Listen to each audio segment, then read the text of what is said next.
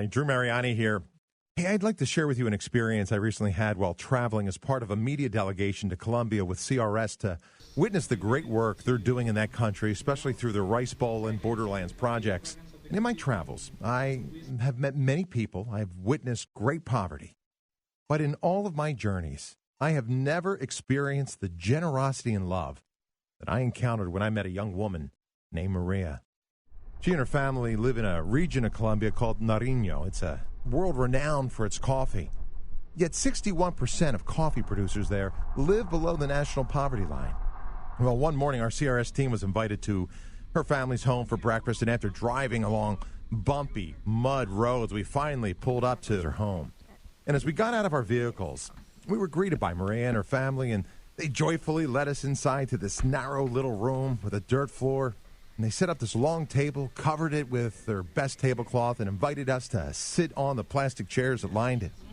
Meanwhile, in the back, the family prepared our meal over an open fire as chickens and dogs ran around. I sat there and wondered, gosh, what's this experience going to be like? Ultimately, they served one of the best breakfasts I had the entire week. It was a feast of homemade empanadas, rice, beans, cheese, omelets, and a wonderful, sweet, rich, hot chocolate. I'm telling you, it was incredible.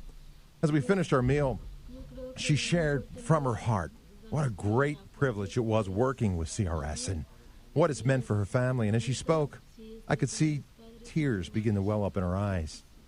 And then they overflowed and began to stream down her face as she expressed just how grateful she was for this blessing in her life. And you couldn't help but feel her sincerity and her love. Her words pierced the heart. And as for me and those traveling with me, we were deeply touched by her words, but it was what she did next that would have the greatest impact on all of us. As we were preparing to leave and we were all saying our goodbyes, Maria and her family, they slipped a donation into the Rice Bowl, making their own financial sacrifice. And they handed it to the priest who was traveling with us. And we were all stunned by their humble and really their heroic act of generosity. They chose out of love to help others, to give what little they had, to help other families like theirs around the world. It was, for me, both humbling and inspiring. If you ever wonder if what you give up for Lent really changes lives, I'm here to tell you it does. I saw it firsthand when I met Maria.